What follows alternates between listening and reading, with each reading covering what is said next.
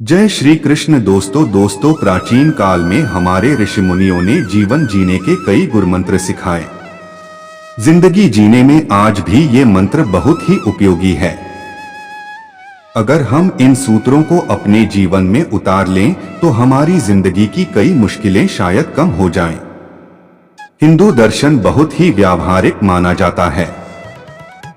हिंदू दर्शन के अनुसार हर किसी को ये 7 चीजें किसी को नहीं बतानी चाहिए। इन बातों को हर इंसान को खुद तक ही सीमित रखना चाहिए। किसी दूसरे से ये बातें साझा करने पर मुश्किलों का सामना करना पड़ सकता है। आइए जानते हैं कौन सी हैं ये गोपनीय बातें। कभी भी अपनी योजनाओं को दूसरों के साथ साझा नहीं करें। हमें कभी भी किसी भी शख्स को अपनी भावी योजनाओं को नहीं बताना चाहिए, चाहे वह कितना भी करीबी ही क्यों ना हो। हमें नहीं पता होता कि समय के साथ उस शख्स के साथ हमारे रिश्तों में कैसे बदलाव आ सकता है। आपका प्लान आपका ही प्लान होना चाहिए। कोई आइडिया परफेक्ट नहीं होता है और अगर आप किसी को अपना आइडिया बताते हैं तो शायद आप आलोचना का शिकार हो जाएं या फिर कई बार ईर्ष्या की वजह से सामने वाला शख्स आपके प्लान को पूरी तरह से नकार दे और आप हतोत्साहित हो जाएं। जब तक आपके प्रोजेक्ट अंतिम चरण में ना हो तब तक बिल्कुल भी किसी से उसे शेयर नहीं करें। हर किसी की जिंदगी में कुछ बेहद निजी और गोपनीय बातें होती हैं। इन बातों को हमेशा खुद तक ही सीमित रखना चाहिए। आपकी नींद, खाना और सेक्स से जुड़े जो भी मुद्दे हैं उन्हें जगजाहिर करने की कोई जरूरत नहीं है।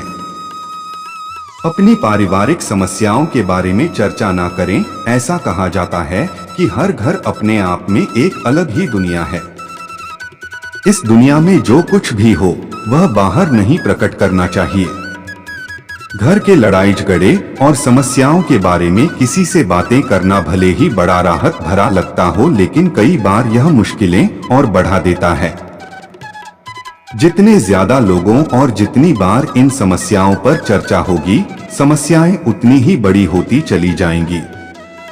बार बार उन्हीं समस्याओं के बारे में बातें करने से ऐसा भी लगता है कि ये समस्याएं कभी सुलझाई ही नहीं जा सकती हैं। जो कुछ भी सुने उस पर ध्यान ना दें।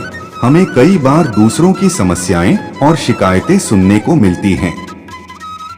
कई बार हम बिना चाहे भी इन बातों को सुनते हैं। दूसरे की हर बात पर प्रतिक्रिया देने से बचना चाहिए, खासकर जब बात नकारात्मक हो। इससे हमारी ऊर्जा ही बर्बाद होती है।